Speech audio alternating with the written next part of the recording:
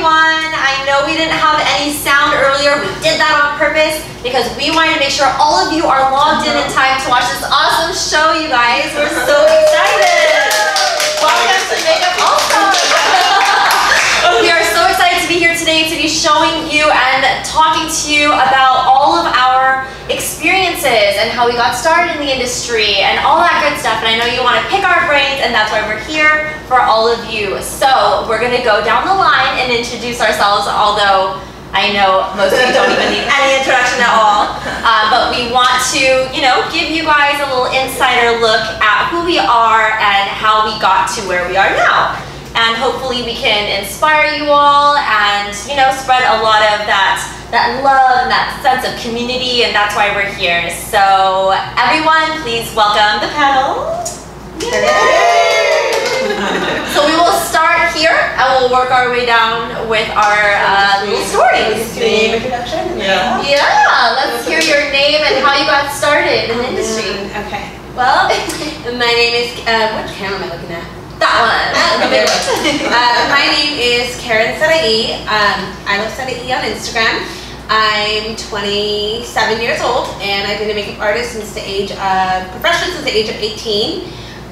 Got into makeup when I was 16, did beauty school, and then from there I went to work at Lancome and then at MAC for almost 6 years, and then I quit, and ever since then I've just been doing it on my own. It's been amazing. I'll get more into it later though. It's a quick little insight.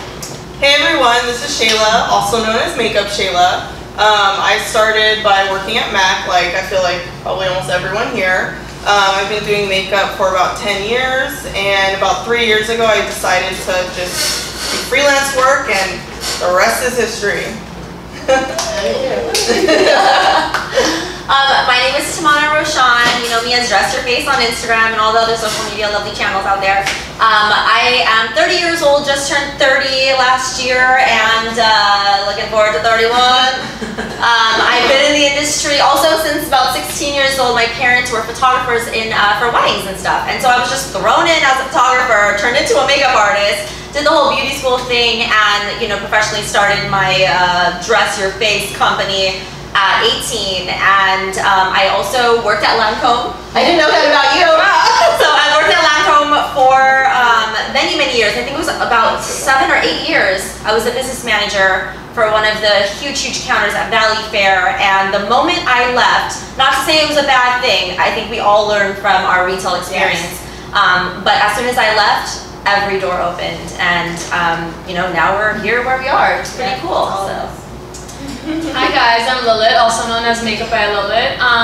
Most of you guys know that I have a studio in Sherman Oaks, California. It's my 4th year now that we've been going strong, and I've been teaching for about 3.5 years of it. I actually started when I was 17 years old as well, right out of high school. I went to makeup school like everyone else. Well, actually you didn't go to makeup school, right? So you don't have to go to makeup school. She worked at MAC. That is like makeup school. Like the training is intense, and I think I didn't work at MAC, but I did work at Namie's Beauty Center. So I've been doing makeup for about 13 years now, and I had a corporate job. I was going to school. I was doing all of it, and I was just doing makeup on the side until I decided about 5 years ago that this is going to be the career for me. So I dropped my full-time position at Disney doing finance and pursued my career in my passion. So yeah, work with a little mouse. Hey guys, my name's Angel Marino. You guys might know me as Mac Daddy on Instagram. Really similar to these girls, I got my start really early, kind of dibbling and dabbling in my mom's stash when I was really young, and then just started to explore and worked in cosmetics at a department store. Worked at MAC for 4 years, and same thing, just kind of took a leap of faith and decided that it was time for me to just work for myself and be my own boss and just kind of do things my way. And ever since then, Instagram and social media happened, and the rest is history. So. Yay! I feel like I learned so much about it. I know. We've known each other for a really long time. But I worked at Namie's. It was my first makeup job at Namie's. I highly recommend anybody who's trying to get into the makeup world, definitely dab your feet in like a department store counter or a place like Namie's or Sephora or Ulta, because you learn so much. You learn from your clients because they come in asking for things, and you realize what are common trends that people are loving. You realize what they're returning, what they're hating. You get to try stuff on them. You get a lot of product knowledge. So I feel like, you know, department store or MAC or Lancome or any of these like counter jobs are a great way to meet people and get your feet wet in the industry. And a lot of free stuff. And a lot of free stuff. It's a great way to build your kit. I love to comment on that too. I feel like a lot of us, like, although I know, I'm speaking for myself and I might speak for some, but I know for me, I don't miss it, but I appreciate the opportunity I had there. I felt like everything I know now is because of where I worked at and where I came from, because it molded me to be who I am. I know what to put up with, what not to put up with, how to do certain things. I just feel like I learned everything there. I got my experience there, and then now I've just did it on my own. So I feel like you learn how to deal with different personalities too. You know, if you're working at a counter, it's like you're constantly getting different personalities, and you just learn how to be a professional. yeah, So I appreciate that. Yeah, and personality is a big thing, you know. There's a lot of great makeup artists out there, but what's going to keep your relationship with your clients and have them keep coming back to you and referring you is the relationship you build with them. To have you be that one person that they want to see, not just for makeup, because they like you and they want to spend time with you. So I feel like that's a big part of it as well. Piggybacking on that, I mean, essentially we are in the customer service industry, and I feel like one of the best ways that I personally learned about customer service, and that most of us have learned about customer service, was being right in the retail life. Going, clocking in, doing our time, saying hi to customers, always smiling, never bringing our drama to the workplace. This is all ways that really molded us as, you know, career boys and girls in the industry, and becoming more professional and knowing, you know, when to back down and when to step it up, when to be a leader, when to, you know, follow. Every situation has its, you know, course of action, and I feel like we learn a lot in that type of retail experience, and especially, like I said, with customer service, you know, knowing that the customer is always right, even if we know that we're right, we have to make our customers feel like they're valid and their opinions are valid, and we have to listen to their wants and needs, and we have to smile. And I don't know how many times I have heard from my own clients texting me, letting me know that they could have gone to someone else for makeup, but they chose me because I was super nice to them. In the past, even working at the counter, that I was really nice to them at the counter, and it made them want to come to me as their wedding makeup artist instead of so-and-so that they don't have an actual relationship And with. your makeup was on fleek. I mean, yeah. That's why. You gotta have that talent. That's why we're all here, instructors, you know, helping you guys in our, you know, lovely online channels for you guys to learn as much as possible. So I want to know from everybody, what are some of the biggest blessings that this past couple years have, you know, given you guys, especially on social media? You guys have gotten to know us. Most of you have gotten to know us on social media, whether it was on Facebook or Instagram, or maybe even back in the MySpace days. MySpace. So since you started your social medias, what has been your greatest achievements or greatest moments on, you know, because of social media? it's a lot. That's a loaded question. It's really like overwhelming, because sometimes I totally don't appreciate as much as I should. I sometimes I complain about little things, and I take for granted like everything I have. So I definitely, since doing social media and quitting 3 years ago, or leaving the company, I should say 3 years ago, I feel like I've been able to, what's it called? Okay, so I get very emotional, guys, so I'm trying to. Don't cry! I even get really emotional. No, one time I got on a Periscope for benefit, and I was talking, and I was like, in the middle of saying, you know, like, why am I crying? Why am I crying? And I had to get off because I was bawling, and I don't know why. It's so weird. Well, it's a beautiful thing. I hate it. I hate crying, but it's because, you know what, like, my life has changed a lot since I left, and since I've been doing it on my own. It's great to support. Now I can support and give back to my family and help out raising my nephews and help out my family in general and stuff. But I feel like the biggest opportunity is being able to, first and foremost, wake up and make my own schedule. Like, I can say yes, no to any job I want. I can take whatever I want. I can take trips, plan out, or schedule out. I can do whatever I want. It's my decision what I want to do. I feel that is the #1 blessing. Second is working and collaborating with all these people and all these brands out there. My dreams are always to like work with like certain companies and brands, and the fact that these brands reach out to me personally and like, hey, we want to work with you. It's amazing. It's a great feeling doing that, and you feel like you're doing such a good job. Obviously, like connecting with people like you guys, I would have never met any of these people without Instagram or anything like that, and I feel like relationships and friendships I have now have lasted longer than my friendships I've had in my past before. And just like a career, like I feel like I'm exactly where I want to be in life right now, and that sounds so cheesy, but I really truly feel that way. I feel like I have the best job ever, and I wouldn't change it for any other way. And like my whole thing is like these girls who come to my seminars are so inspired by me, not just in makeup, but I think my like almost a lifestyle way. Like they love how I live. Like you make your own schedule, you take your clients, you get to travel, you get to do this, you get to do that, and that's such a huge opportunity. Like it's such a blessing to me. So I think I was appreciative of it all. Like I can't pinpoint too much, but just everything's just amazing. Sounds good. Well said. Well said. You didn't try. I did really watch it. I cry. I swear, I always cry. And I'm drinking Starbucks. I'm not even drinking wine. Thank God. Oh my gosh. So for me, I feel like just being able to, like you said, go from working at a counter, working for someone, struggling to pay my rent. Oh, you yeah. know? Like I remember there was a point where like I would get my rent or I would get my paycheck and it would all go to my rent. Like I had no money. I was so poor. Working at Mac even, you know what I mean? And I just remember like struggling to get that extra freelance work. And so looking back at that and just like the grind, everything that I had to go through, just that process, you know, I always tell people you have to respect the process, and just that is a blessing. Like being able to go from nothing to all of a sudden, like I can do, like you said, whatever I want. Travel, why would you? I can travel, I can just support myself financially. You know, that's such a great blessing.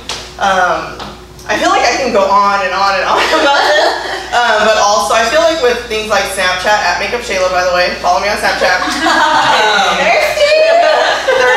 Okay. I'm sorry to cut you off. My best friend is obsessed with your Snapchat. Mine? Everything she posts on Instagram, it's hashtag Shayla Thomas. It's crazy. Oh, you have to let me know so I can comment and like her pictures. But you know, like a lot of feedback I get from Snapchat is just like, you're such an inspiration, you're such an inspiration. And I think it's just a blessing to be able to show people that you can do whatever you want. You know, no matter what career you have, you know, if you have that passion for that career, you can turn it into a business for yourself. And just being able to inspire people, it's like one of the greatest gifts. Can I real quick tap into that? I remember growing up and like wanting to do makeup, and this goes for all artists out there, because artists, it can be makeup, hair, music, whatever you are. And I remember people telling me like, what do you want to be when you grow up? And I told them I wanted to do makeup and hair, and they were like, that's not a career though. Like you're not gonna make any money. And I would get so upset. My dad even told me at one point, it's not really money. Like you need to be like a nurse like your mom or something, or you know. And I was like, I don't want to do that though. And my dad's like, all right, do whatever you want. And I did, and now my dad's like working for me. And I mean, and it goes to show that this industry is more powerful than you guys think it is. Like especially with social media, I feel like it's a lot more powerful than ever before. And like, if you want to do this, you better jump on it now. Like, it's your time. So just goes to show there is a career out of what we do, and it's a lot more work than it looks like. And I feel like now, as it's getting more bigger, we artists are now more appreciated than ever. Like people are appreciating our talent more than ever. Okay, I have to say one last thing, and then we'll move it along. I think, you know, when I was younger, being a makeup artist wasn't popping. It wasn't the thing to do. No.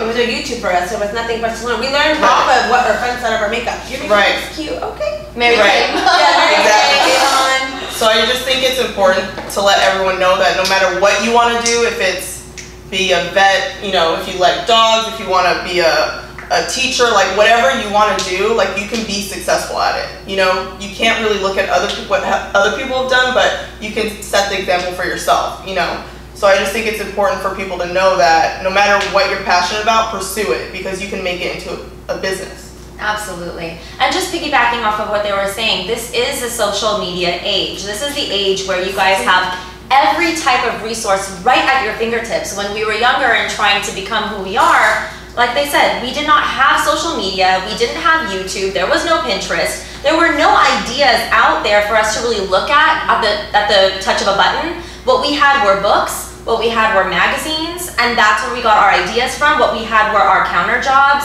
Barbies, I mean, you know, the makeup Barbie, our imagination, whatever we could get inspiration from, we had to do it very organically that way. And at this point, you guys have such an advantage over us because you're walking in to a generation where makeup artists have paved the way for everyone else to easily hop on and get their clients and learn from a lot of channels out there like ours, like, you know, anything that you're watching online, there's so much information. So at this point, you know, don't feel discouraged when you see someone with a whole lot of followers and you're at a certain amount or anything like that. It means nothing. Growth is exponential, just so you know. Once you hit a certain number, it just goes really quick. But don't focus on the number.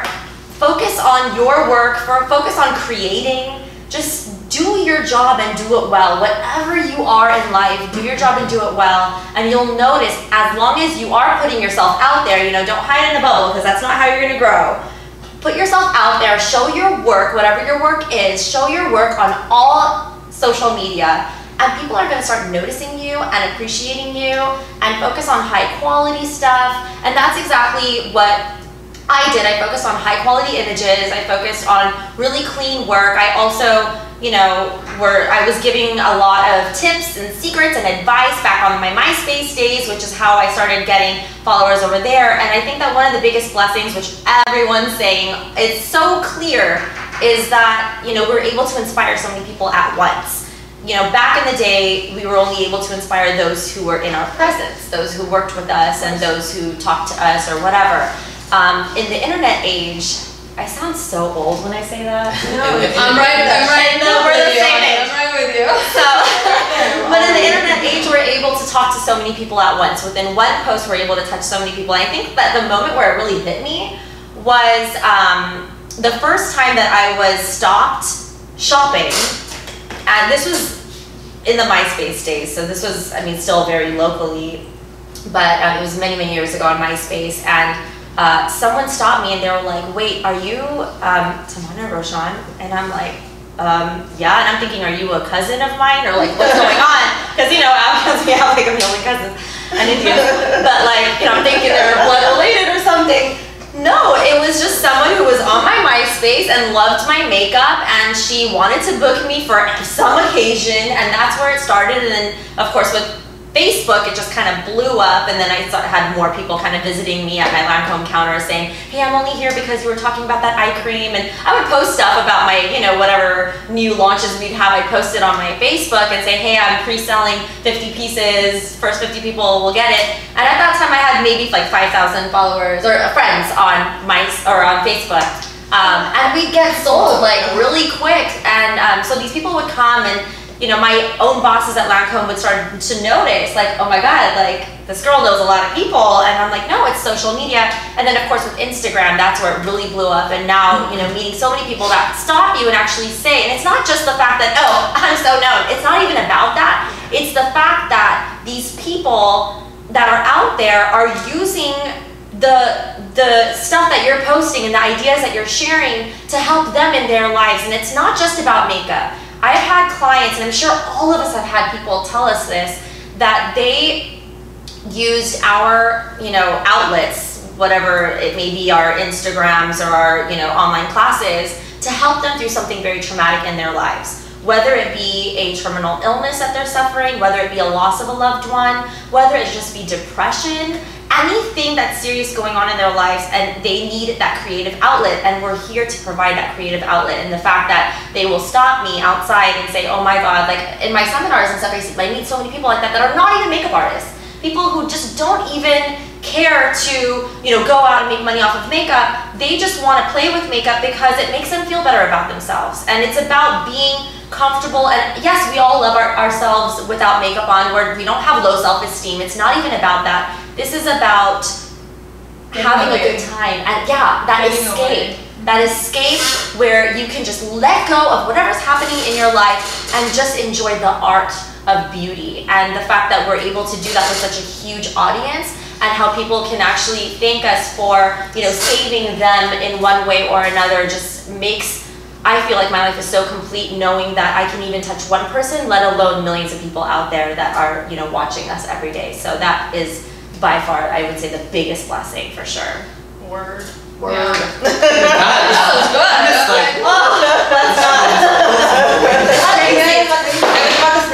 saying that, and I was like, wait, I didn't want that. No, and then she stopped talking. Oh. And then I was like, oh. I think, you know, we obviously all have like different experiences to where we, you know, to how we got to where we're at. But I do think it is also important to know that we are not just blessed in a sense where we are blessed with talented fingers and we do great makeup and we know how to post pictures.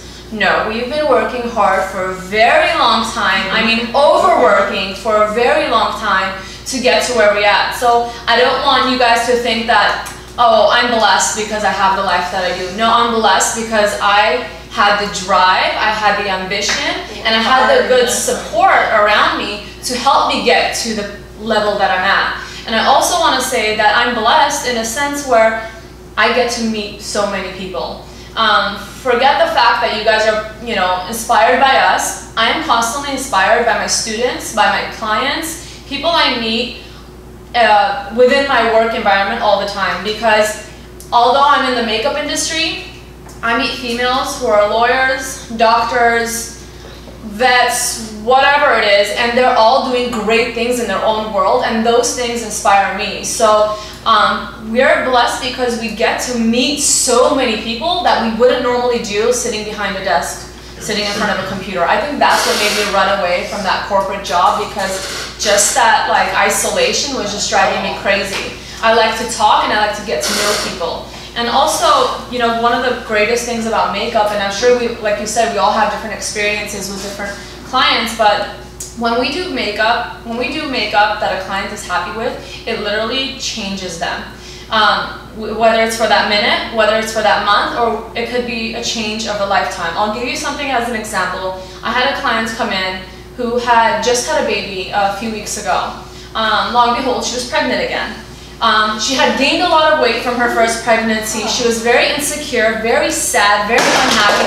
She came and sat in my chair, almost in tears, saying, I'm pregnant again, but I'm not ready. I finally have my body back. I'm not ready. I don't want to have a baby. My husband will leave me if I have an abortion. I don't know what to do. And she asked me, what do I do? And I'm like, oh my God, like, I can't make this decision for you, you know? But while I'm doing her makeup, she was just so sad in the beginning. And while I'm doing her makeup, talking to her about other things, you know, trying to change her mood, I can see her sitting up little by little, and she's like starting to smile. Then she starts checking herself out in the mirror. Next thing you know, like, she's this happy girl, and it was not who it was when she came in.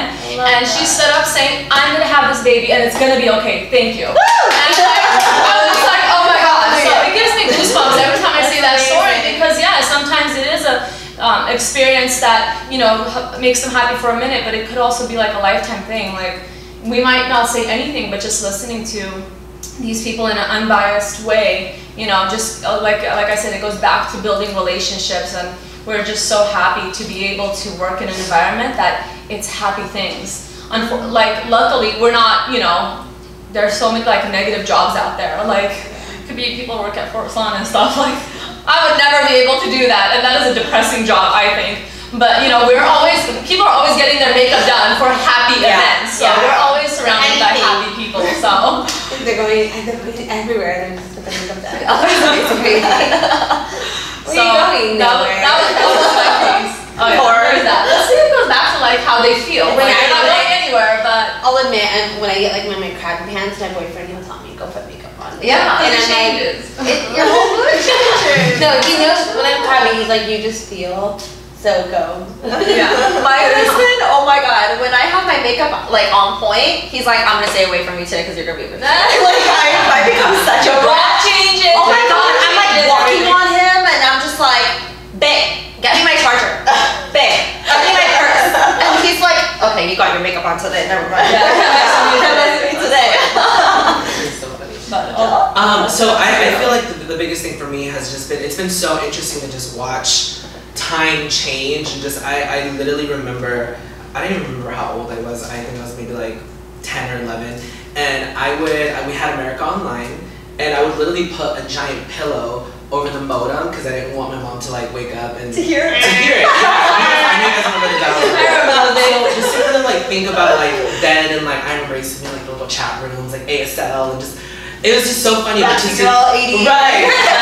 My screening was crazy, but I just remember like just to see like where we were back then to how times have changed now, I think that it's a situation where you have to learn how to evolve and grow with the time. And I think that, like you said, everything is so like social media savvy, and I think essentially what people really want is people just want to connect, and people just want to find people out there that are like them, that maybe share the same interests with them, that they maybe don't have tangible access to like back home or where they're from.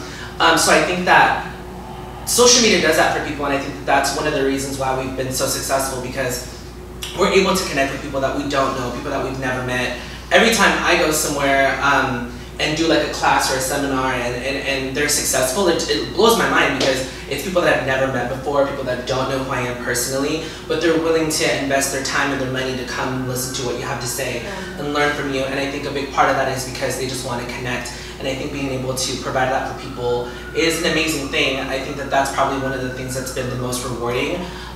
For myself personally, being that I am a gay Hispanic male, I'm really, really happy that I'm given the platform that I have now, because I really feel like we're in a time where things are becoming a little bit more socially accepted. And I don't think that I could have walked out of my house like this when I was like 10 or 11, but being that I see on social media tons of young kids that wear heels and do this and do that, and they're comfortable in their own skin, I think it's because of things like social media that have really opened people's eyes and that have really made people realize that there's tons of people out there that might not necessarily fit that like social standard, whether it's a body type, whether it's your interest or what you do, but there's other people out there like you. So I think it encourages people to kind of like, you know, be brave and to really be themselves. And for me, my biggest thing has always been just like self-love and really like accepting yourself for who you are and just kind of like just living for yourself. And I think that being able to do that through social media with everyone that I connect with has been like the most rewarding thing for me.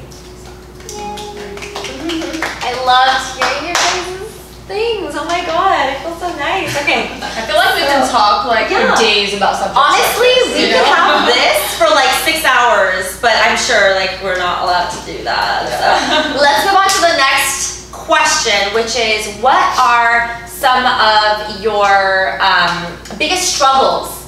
You know, having, you know, whether it's struggles leading up to where you are now or struggles that you're facing now. Let's talk about some of those harder times and how we are overcoming them.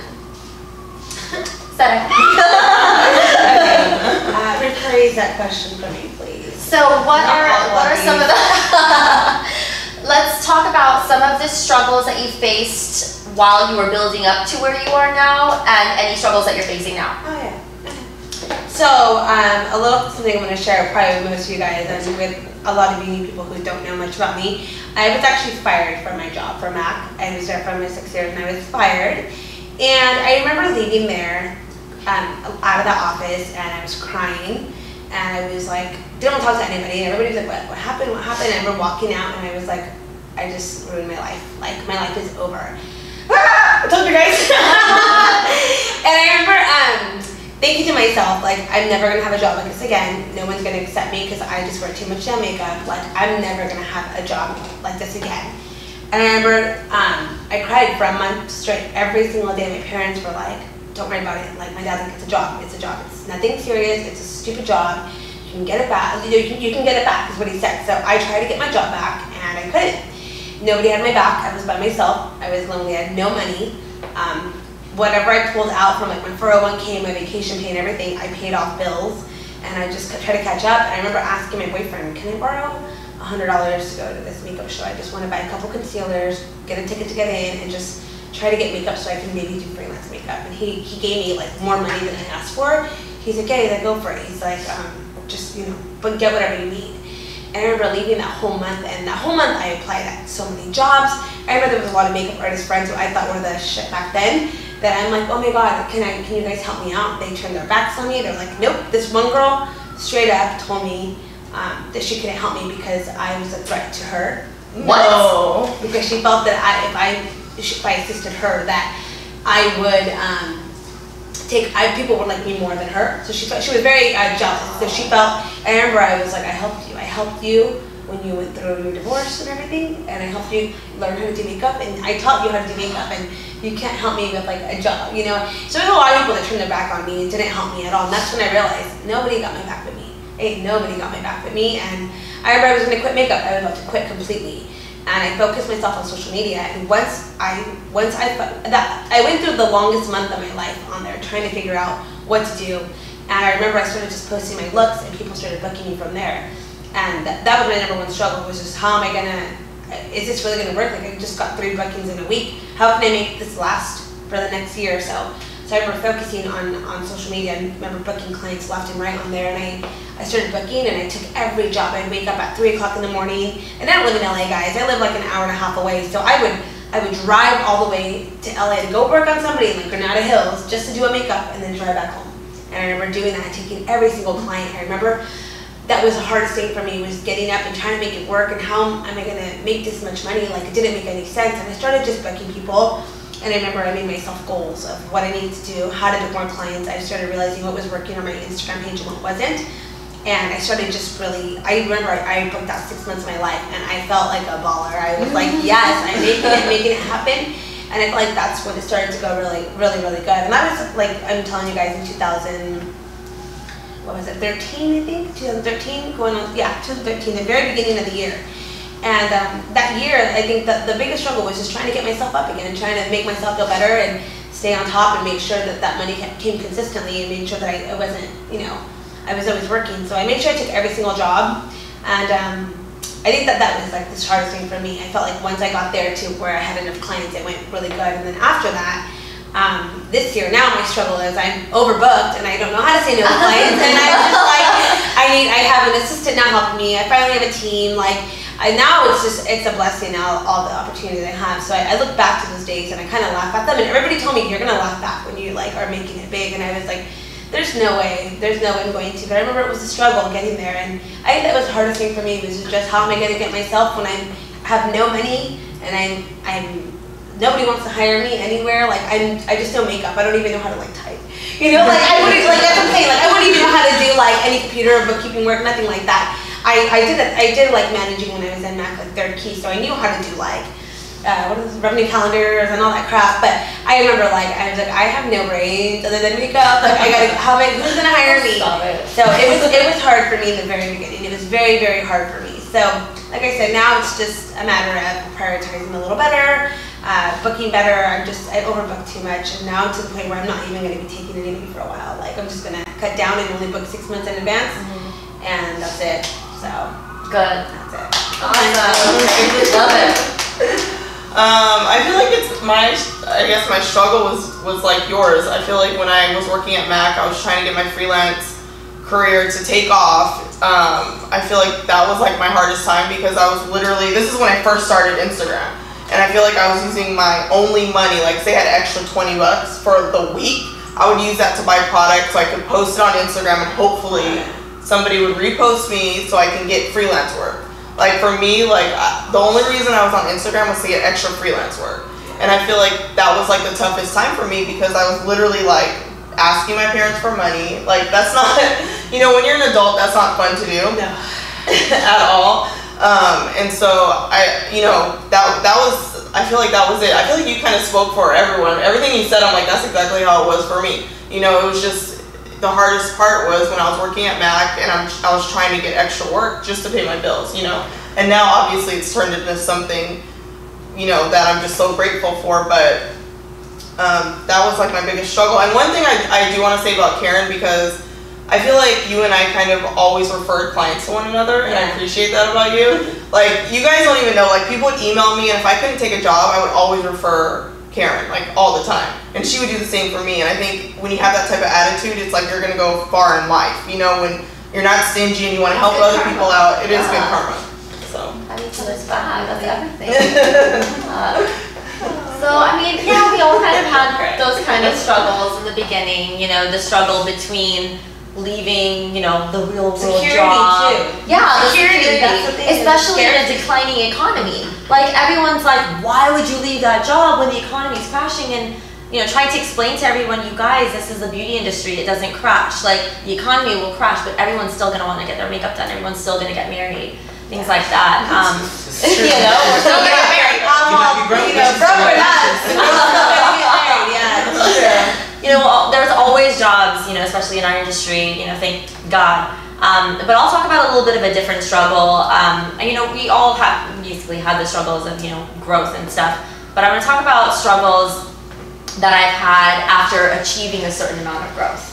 A lot of us that come from certain ethnic backgrounds, you know, we have people from our ethnic backgrounds that are like genuinely proud of us because we are a part of their ethnic background, and they're like, oh, there's a fellow Afghan Indian that's doing great, you know, they're truly happy. And then there's the other group that is really upset that someone is, you know, growing so fast, or even if the growth is slow, someone's growing and they may not be so happy about it. Whether it's the competition part, whether it's the jealousy part, whatever it stems from somewhere. But I mean, we will never understand why someone's so hateful. But it's the hatred that I received after getting opportunities on social media. And we've all dealt with hate at some degree. And I hate to call them haters because they ultimately are our biggest fans. They're the ones that talk about us the most. Stalk us. They're the ones that, you know, post about us the most, whether it's,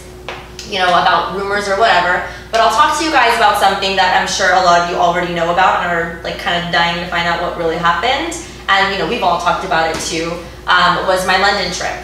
So, as you guys know, I travel, you know, around the world to do my seminars, and I do a really, really large scale. And, you know, this is, you know, one of those tours this year especially that I really wanted to touch as many individuals as possible and make sure that everyone who had the goal of meeting me and getting trained by me could have that, even if they weren't able to afford to come all the way here to LA to train with me one-on-one like I do.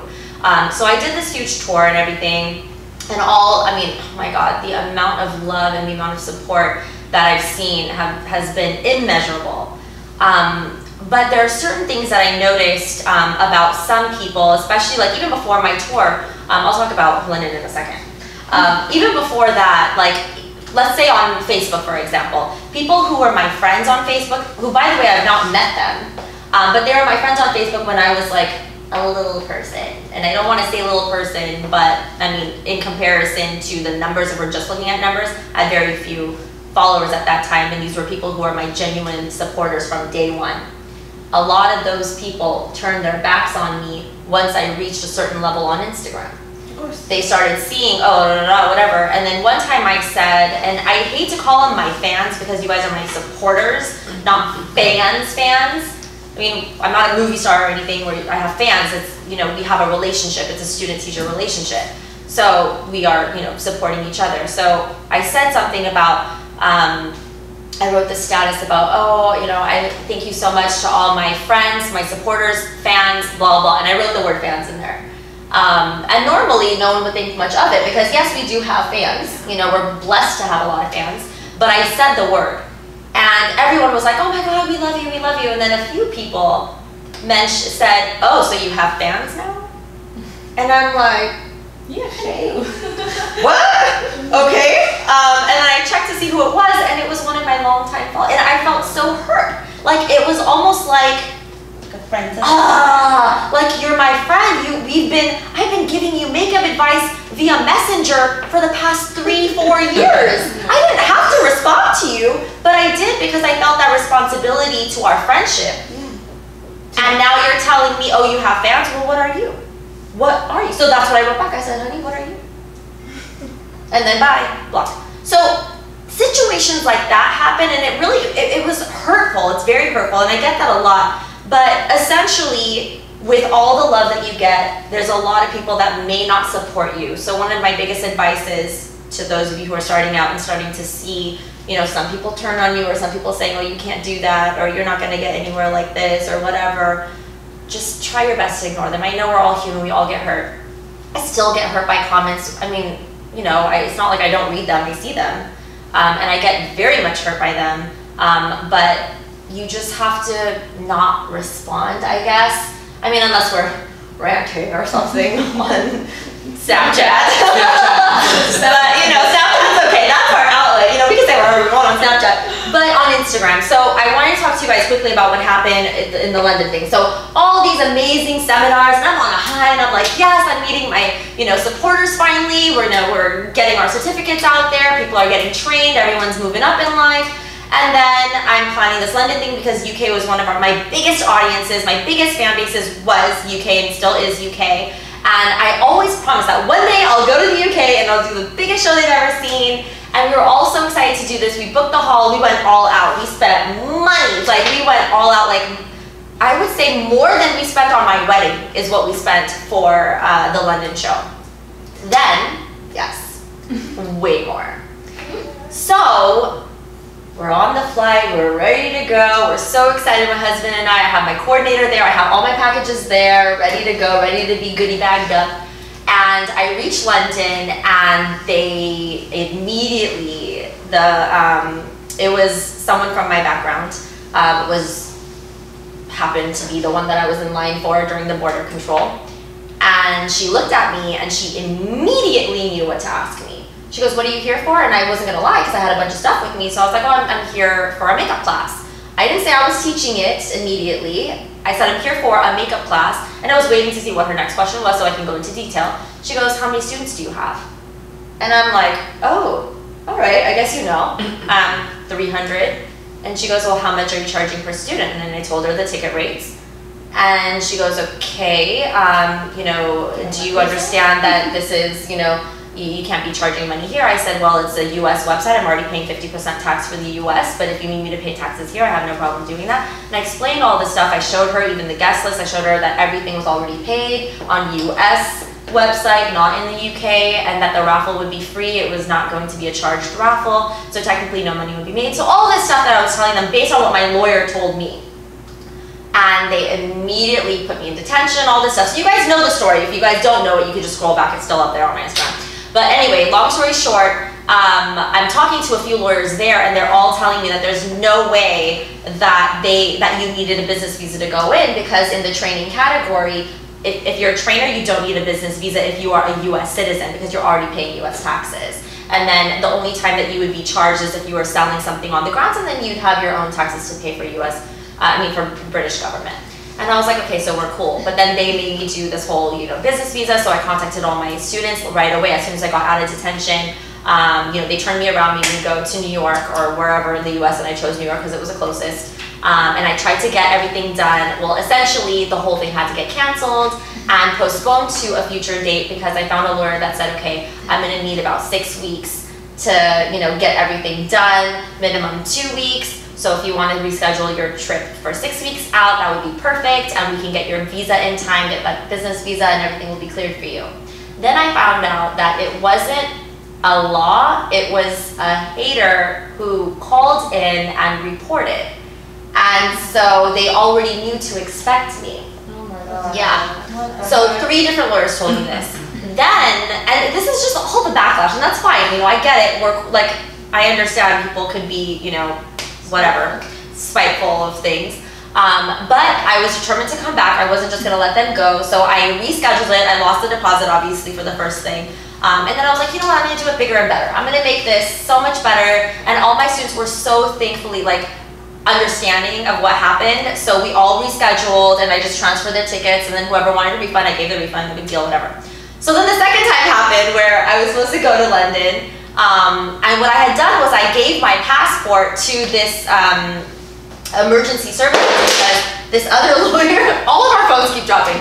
This other lawyer was trying to work for me, helping me do this whole visa thing over there in the UK, because I wanted to make sure I had a lawyer in New York and a lawyer in the UK that can help. So the lawyer in the UK ended up also being a part of my background, took my money, didn't say a word after that. So I lost that. So then I went through an emergency situation in New York. What happened was I wasn't able to come because they retained my passport and didn't give it back to me in time for my flight to London. So by the time I realized that I wasn't gonna make it in time for my show, I ended up having a plan B, which was to go ahead and live stream the show. Thank God for my live team family. I flew them out to New York. We purchased separate internet, dedicated internet, so that it was a smooth stream. I purchased it from the hall. I still have my students come in. They all got their goodie bags. They got their certificates. And then, as a huge surprise, I went ahead and told everyone that I'm going to refund everyone's tickets instead of just refunding half, which was originally what was discussed with my students for the situation. And everyone just went wild. They were so excited. And I was like, you know what? This one's on me. Shit happens. We have to learn from it. Obviously, now I know that I have to be extra careful when I leave the country just to make sure that there's no one crazy trying to, you know, make things impossible for me. But now I have, you know, lawyers on my side and everything like that. But at that point, the few students who left became really upset because then they found out that if they would have stayed, they would have gotten a full refund anyway. And they got really upset. So there was, you know, hateful posts on Instagram and hate pages and things like that. And I would say one of my biggest struggles right now is basically, I wouldn't say like a major struggle because essentially they are so obsessively posting about me that I am gaining followers out of it because they're only adding to the publicity. What's the Instagram page? I'm not even gonna say it. I don't want to give them any publicity myself, but they can continue giving me publicity, it's not a problem. But seeing, you know, my friends are texting me saying, oh my God, so-and-so's writing this, so-and-so. They're saying that, oh, she doesn't pay her taxes, that's why she didn't want to come to London in the first place. And I'm like, honey, I would have wished to pay London taxes because we're paying 50% here. I wish I was paying London taxes. And just because I've never heard this story before, like I know what happened. Well, I knew something happened, but I've never heard the story. I was just in London last week, and I was held up in customs for like 2 hours. So they're really strict for no reason because I was traveling by myself and I was meeting my girlfriend there who was in Ibiza. So you know what I mean? So it was like it's ridiculous.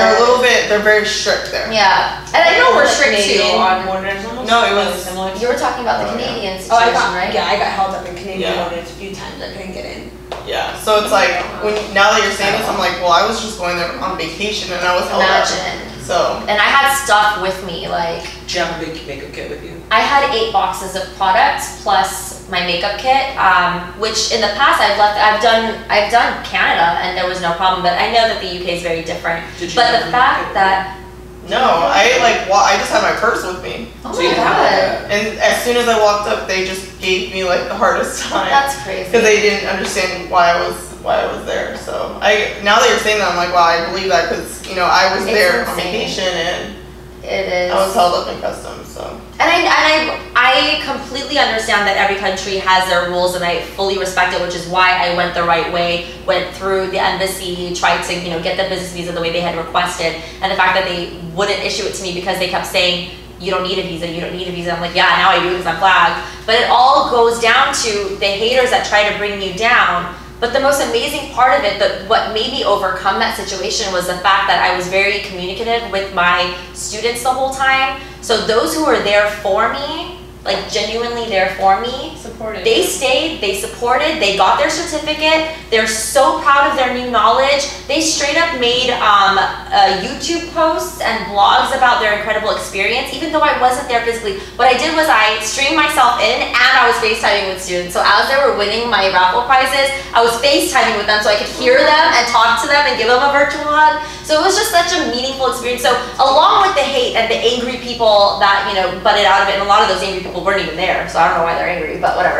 A lot of that hate, there's also that opposite polar side where you have to realize that with the 1% of hate, you have 90% of this amazing love and support, and you always have to focus on the people who love you and support you. Another thing that a lot of us get is, oh my God, your pictures are so edited. Oh my God, you're constantly criticized. It's a lot.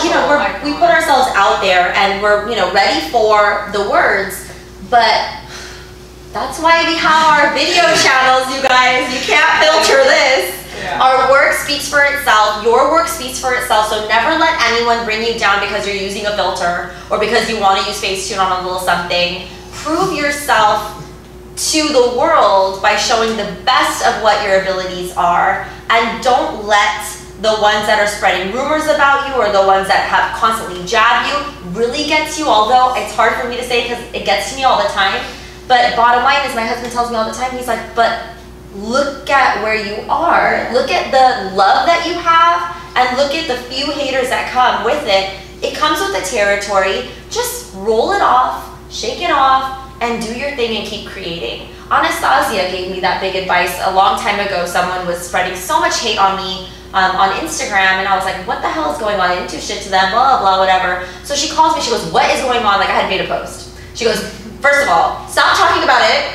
Do not talk about it. You need to just sit there and I want you to just create. Today, I want you to create the best makeup look you've ever done and I want you to send it to me. And I was like, okay, Mom. And then I sat down and I did the best makeup look I could have ever done and I felt a million times better. And about any situation you could do this, about anything. Art is such a beautiful thing. So I would say, yeah, my biggest struggles is the haters, and the way to overcome them is just keep creating. Give them more to hate, whatever. Give them more to hate. That's how I just laugh at them. Shayla laughs at him. I'm like, okay, here, Shayla. I'll call him out on Snapchat. I love her Snapchat. Yeah, you call him out. Yeah, I don't pay him any mind. That's what you have to do. You just have to like not think about him. It's crazy. Will it? Alright, struggles, right? Is that what we're talking about? Struggles. Bad okay. points. How you overcome I feel like the struggles are just depending on where you are in your life. Like you said, you know, this is the main struggle for you right now because you've succeeded so much, and unfortunately, insecure people don't like seeing that. Rewinding back, I know that my struggle was balancing out my life because, you know, it goes back to security. I couldn't leave my full-time job for a makeup job which could or could not be busy on the weekend. So, you know, I did the full-time job. I did the weekend job because, you know, I couldn't let a single client go because she might be a repeat client and she might just be that branch that tells everybody about me. So, you know, I literally had my full-time job and I would, for Fridays, for example, I do a lot of weddings. We do a lot of weddings and, you know, I would work 5 a.m., 6 a.m., 7 a.m., 8 a.m., go to work to my full-time job at my desk, come home sometimes on my lunch break, take another client, go back to work, come home and probably take 2-3 more clients before I call it a night. During this time, I took advantage of Disney supporting the master's program. So I did my master's because I knew that I had to take that opportunity right then and there, because if Disney didn't pay for it, I was going to have to pay for my master's out of pocket in the future. So I had to do it then. So it was hard for me to balance my work, and I didn't want to let security go and I didn't want to let makeup go because that was my passion. So I had to do both until makeup did well for me where I can finally let go of my full-time job.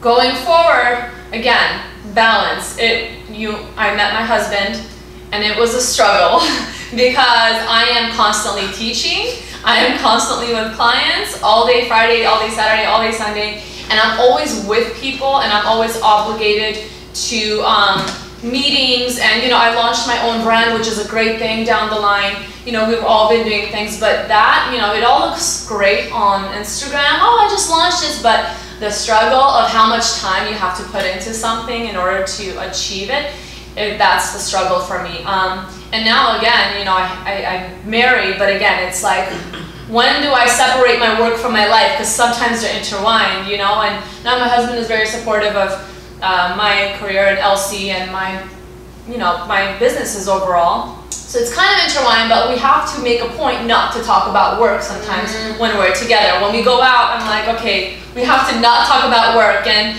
you know, can we do something Friday night? I can't because I have to wake up 5 a.m. tomorrow. I'm sorry, I cannot go out Saturday night or Friday night because I have a 12-hour day the next day. And it was just, you know, luckily, you have to be with someone like very supportive, and he just like stuck through it until I got to a point where, like you, now I'm kind of picking and choosing my hours. Now I'm like, okay, well in 2017, this is how I got to schedule my life out as far as work goes, because I'm booked a year in advance. But you know, now I can kind of pick and choose, you know, my work because now I'm prioritizing family, you know. So I think that's been my struggle, you know. It's one just of the like biggest struggles. Biggest struggle, separating your life from your like work. Yeah. When I have my phone in my hand, he's like, "Can you just please? Can we have dinner?" I'm like, "You're right, you're right. I have to make it a point to separate that." And I think we've all been there, you know. And I'm like, but it's peak hour and I have to post on Instagram right now. Just give me 5 minutes. And I'm like, seriously, post it later. I'm like, I can't. I have to post it now. It's like busy time. So, you know, but it did come to a point where I was like, screw the peak hour, I'll post it on non-peak hour, I don't care. I'm gonna enjoy my time right now. Enjoy my friends, enjoy the people you hang out with without being so consumed in that world, because at the end of the day, it's a job for us. We love our job, but it's a job. We have to go home from it sometimes. And for us, there's no home because we'll be filming in a studio. Sometimes I film in my house, sometimes I'm inside my studio and that becomes my home. But really just detaching and going home from it has been probably my biggest struggle. And then the more you do, and it's great because the more you grow, the more opportunities you have, and you take it and you take it and you take it and take it, and next thing you know, you don't have enough hands to juggle all this. So you kind of have to start picking and choosing what direction you want to go. And I think that's at this point where my struggle is. But like I said, I feel like you're headed like in the right direction. Like if you think about like people who are like billionaires, for instance, they have multiple companies. Like the life that you're describing, that's their life right now. You know? So I feel like right now you're struggling with it, but down the line it's gonna benefit you. It's the hope. That's it will. No, it will. Everything has its time and place, and that's exactly what you're saying. Like right now, this is our struggle. But I mean, for those of you out there who are still in the grinding stage, don't stop grinding. That's what makes you, you know, be able to do what Lila did, which is now finally being able to, pick and choose. And Karen, same thing. Pick and choose who you're, you know, saying yes to, who you're saying no to, and learning the balance, you know, between, you know, your home life and your work life and everything like that. But I totally agree. I think that's one of the biggest struggles for any artist that's not on social media. That's not, Those are things that you guys can't see. It's not comments that you read. It's not things and for a long time, I'm sure you guys noticed I didn't post my husband's picture on Instagram. Everyone was like, why are you hiding him? I'm like, I'm not hiding him, but it's just my social media is not about him. My social media is about my work. Nor do I want criticism on my husband. I get it enough on my social media. I don't need it. I don't want it. Our first photo I actually posted on our wedding day, and I was like, okay, you know, it's a comfort level at that point. I didn't realize that you didn't post. People were like questioning it. I did post a couple throughout time because I was getting a lot of messages from guys and stuff. I was like, I'm in a relationship, so I post pictures together. Like but I'm like holding his hand. It's either like the back of his neck, his ear, or like his arm or something. Just to like, hey, I'm in a relationship, okay? But the arm. Scary thing is, going back to these immature, insecure people, we've all had fake Instagram pages with our names like throughout time, from when I can remember, from Facebook to like MySpace to like Instagram, right? But someone created a page and posted all of my photos, some of which I had deleted a while ago, so God knows when they were collecting these photos. But then one day I see the picture of me and my husband holding hands, looking at each other, and in the caption it said, "It's been a year as I stand by your grave. I miss you, and you know, guys, let this be a lesson to you. Don't drink and drive." My head just exploded. It's disgusting.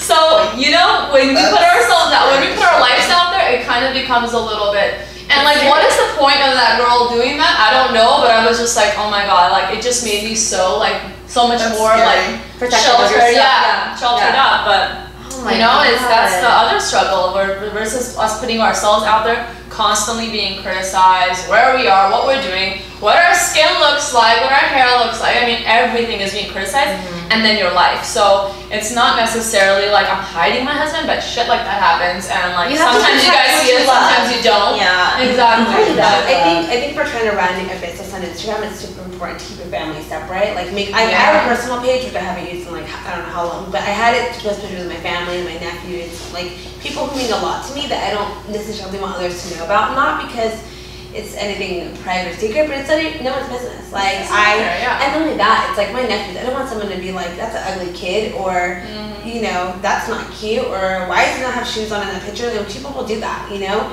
So to me, I just said the same thing. I'm like, it's none of your business. Some people, when I don't have pictures of my boyfriend, sometimes I only post them here and there, and he gets super excited because he's like, I got a spot.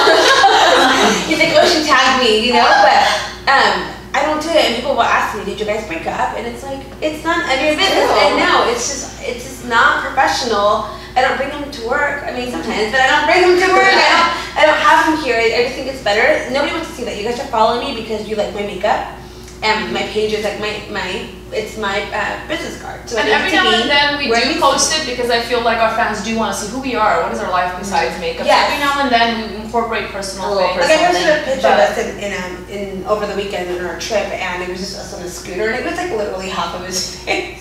But I look cute. But everybody was like, "That's cute," and they appreciate that. And then okay, yeah, there's people who like love that here and there, you know. But you gotta hit it. You know, too much is not good, so it's gonna throw it in here and there. Yeah. So you guys decide. I know most of you are maybe in the makeup industry, some of you may not be, but you're all on social media. So, you know, when you do start to grow up, be very attentive towards things like that, as much as you want to put your life and your love out there like every other picture. And that's a great thing, but maybe that's something you should keep personal, and only put out things that you think that people would actually appreciate or, you know, like. Inspirational things. You know, it's, you know, even food. Like, I remember I would like constantly post pictures of my food. It's like, who cares? Like, nobody cares. Okay, we're all eating pretty food, good food. Like, it doesn't freaking matter. But then I was like, people don't really care to see my food. People care to see makeup.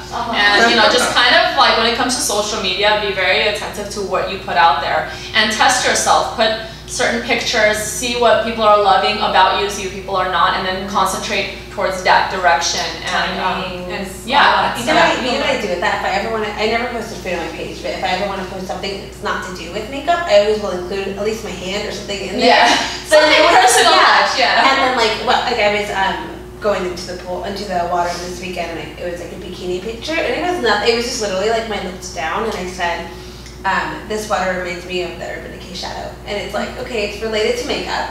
You're bringing it together. Yeah, because sometimes it's like, and then they go look at it and they're like, oh my god, it does look like the water or whatever. But I always tap in something with makeup, like when I got like my windows tinted, I close to my car, and I was like, my car needs some contouring. Thanks for the tint, whatever. So I always will tie makeup or like at least something about myself in there, and people like that. Like if I'm, you know, I don't know. Just gotta always tie it into yourself. Make stories out of it. I love that. People get to so know cute. you through social media, so you know, get to know your fans and have them get to know you, but not the you that you don't want them to kind of pick and choose. Filter your life a little. Which adds too much. Go ahead. All right, Angel. I wanna hear yours. Yours is gonna be the tearjerker. No, it'll be quick. I feel like my biggest struggle was just kind of like just being vocal about what I wanted and who I was. I grew up with a single mother. My dad wasn't really around very much for, you know, he was the breadwinner, so he was always not home. So I never had that like bond with like a male and things like that. So it was always me and my mom. I have an older brother, but we're 10 years apart, so we've never really had much in common. So we never, you know, really got along, to be honest with you. So growing up, it was just literally like me by myself just trying to figure things out. And, you know, I wasn't comfortable in my own skin, and I wasn't comfortable being open about my sexuality like at school. So I just never really had anyone to really talk to about a lot of things. And it wasn't until I got a little older that I kind of started to build more courage. And then I was finally vocal about what it is that I wanted and who I was. And my biggest thing, I think a lot of people that come from a Hispanic heritage can relate to, you just really want to make your parents proud. And my biggest thing was, my mom was like, I want you to go to college, and I want you to like have a family, and I want you to like, I want to see you graduate from college with this amazing degree. And I always wanted to give her that because I felt like she sacrificed so much for my well-being and just bringing me up and me never feeling like I ever needed anything. So my biggest kind of like struggle was dropping out of college and just being vocal about like, this isn't what I want.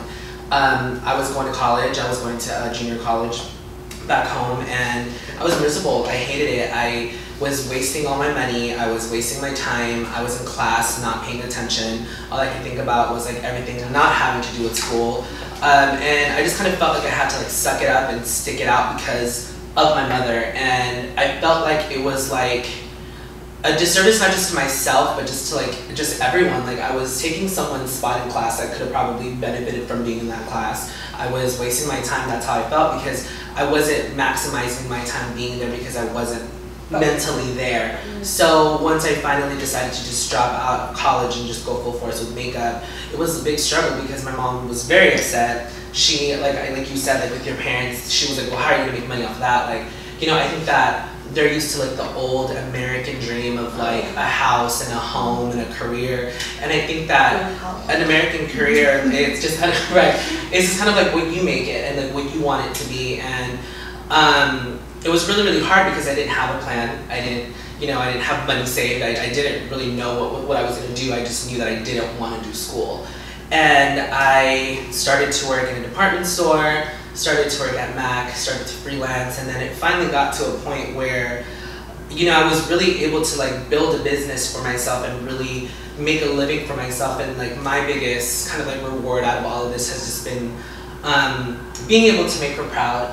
And I think that like now she sees like the things that I'm doing, the people that I connect with, the people that I work with, and just being able to kind of like give that to her and finally hear her say like, I'm proud of you, has been like the biggest reward for me.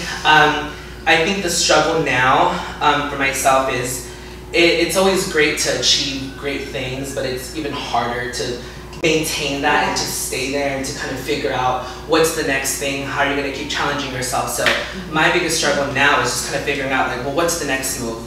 Like I've worked with this person, that's awesome, but how am I going to get to this person? Or I've worked with this company and that's great and I've collaborated with them, but how am I going to get to this company? And it's always about, like for myself, I've always told myself like when I get in a place where I'm comfortable and I'm complacent, that's kind of like a sign for me to remove myself and figure it out. And that's kind of like what it was for me when I was at Mac. When I worked for Mac, I thought I was going to like die working for Mac. I loved the brand. I loved the brand. I was that like live and breathe, like if you've ever worked for Mac, I was all about it. I literally, like my bathroom was like a Mac counter. Like I had every display unit, every shadow, every poster. I want those display units. It was crazy, and I really thought that was going to be my life. And then I kind of hit a point where I just felt like I wasn't growing anymore. I felt like I wasn't really being heard anymore with the things that I wanted and the growth that I wanted with the company. And I just, took the leap of faith and I left. And after that, it was kind of like, okay, now I have to figure out how am I going to make it work. Started to freelance. And it's so funny because I actually met Karen at like the last counter that I worked at because her boyfriend worked in the mall that I worked at. So we would like, talk to each other all the time. And I was always like, when are you going to quit? Yeah, and she would always be like, when are you going to quit? And it was just one of those things where it's like, again, like the security, like I knew how much money I was making every 2 weeks. I knew how much, I had to spend aside from bills, and it's just kind of like, not doing that and just kind of figuring it out on your own was a really big struggle and challenge, like we've all kind of mentioned. But the biggest struggle now I really feel is just kind of figuring out what the next move is and just kind of how to keep growing and evolving, because everything's great and followers are great and all that stuff, but at the end of the day you do have an audience and you do want to retain their attention, and you do want to keep them kind of like still intrigued with you and still interacting with you. So it's a challenge for me every day to kind of just still figure out like, okay, like how am I gonna, I'm gonna be completely honest with you, you know what I mean? I think that, I don't know if you guys do, but I know I watch like my activity on like the page, the comments, the likes, videos, pictures, and once I start to see like a disconnect, it's kind of like, okay, what am I not doing anymore? What is it that I should be doing? And it's always a constant kind of like challenge with how to reinvent yourself and how to make yourself fresh again and how to make yourself still, relevant, because as we all see, even with like other industries, like singers, like 1 minute, like J-Lo's up here and she's hot, and then the next minute it's like someone else, and then the next minute it's like someone else. So it's all for me a struggle and a challenge to keep reinventing myself and figuring out how to like keep my brand and my audience engaged. Yeah, I think that that's what will set you apart, because people notice change, people notice progress, and you working towards that versus the artists who are super confident. Yeah. And those are the ones that will stay there and like kind of be like fall behind versus like progressing. So you're still doing amazing to the world, but for yourself, you're like, what's next? There's always more. That's an amazing thing, because you should always ask. I've always thought about the bigger picture. I have this thing that me and my best friend always say, that not all money is good money, and what I mean by that is like, it's not about making that quick however much you're making off of that one job at that moment. For me, it's more about like building that relationship, building that longevity.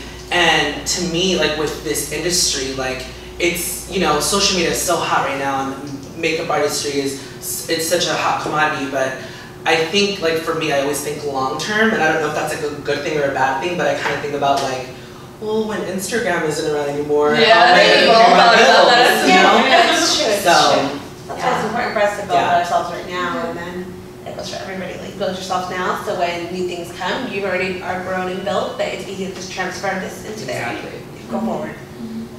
I love that. That was amazing. That's great. So you guys have probably asked a lot of questions for us on our pages. And if you haven't, if you're just now tuning in, go ahead and go to all of our pages on our latest posts and ask whatever questions you have industry related to each of us. And we're all going to kind of go down in a line and answer some of your questions. So let's take a minute to see what kind of questions we got here. Oh my gosh. Okay. Where I'm do we gonna start? pick. Okay, this is a good one. This is to do. I'm gonna do a lot of like. Should we do like 5 each? Like we go down the row, or how many each do each? Yeah, I think that's a good idea. Okay, I'm gonna make 5. Maybe we can each. Should we? Yeah, do one at a time. One at a time. We'll keep going. We'll keep them short and like simple, so it's not like too crazy. So this one's from Ms. Iris Lenore. She asked, have you ever struggled with motivating to go and do makeup, or has it always been super duper fun for you? Yes, it's a struggle doing it on myself and on clients. I have to say that that's something sometimes I do struggle with the motivation, with creativity, with coming up with new color combos or whatnot. It's not always like as glamorous as it looks for us. We do struggle a lot with that, but I think for me, every time I do someone's makeup, either myself, well, I'm gonna talk in terms of a client, because on myself sometimes I don't even care.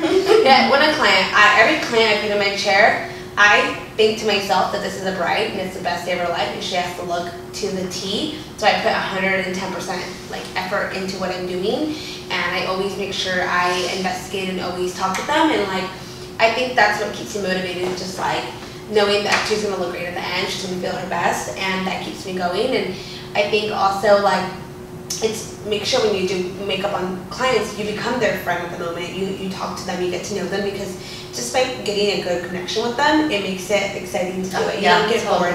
If you have a client that's kind of like whatever, or you're just whatever with them, that's where you lose motivation. That's when you're stuck and you need to like find something new to do. So that's kind of my thing. I look at every client like my best friend, and I make sure, and that's what a lot of people say when they meet me. They're always like, I feel like I've known you, or I thought you were going to be really stuck up. You're actually kind of cool. And I'm like, duh, normal. So I just make sure I become their friend, and I just think to myself that today's their wedding day, they just want to wear purple, and make them look the best. Yay! Okay, so my question comes from Moments by Mignonette. I'm like the worst. No, I'm the worst when it comes to pronouncing names. Okay, so my bad. Moments by M. Dot. Okay, what inspired you to embark on your career in makeup? So, that's a good question. I went to Arizona State University, and I was an art major, and after I think my first semester, I was like leaving class with like paint all over me. I was just a hot mess. I looked crazy, and I was like, this isn't meant to be.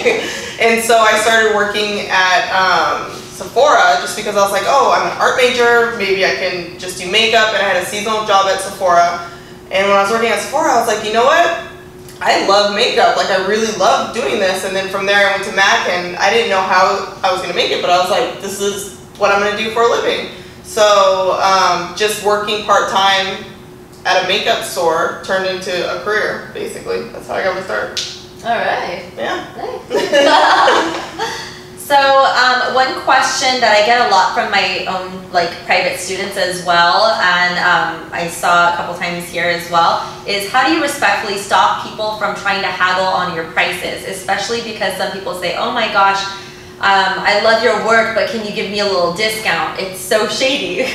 Some of the ways that I've like overcome it was, I mean, to be honest with you, when I first started, I let them haggle. I just wanted the experience. I just wanted to grind. I didn't care how much I was making. I had a job. I worked 3 jobs while I was going to school just to pay for school.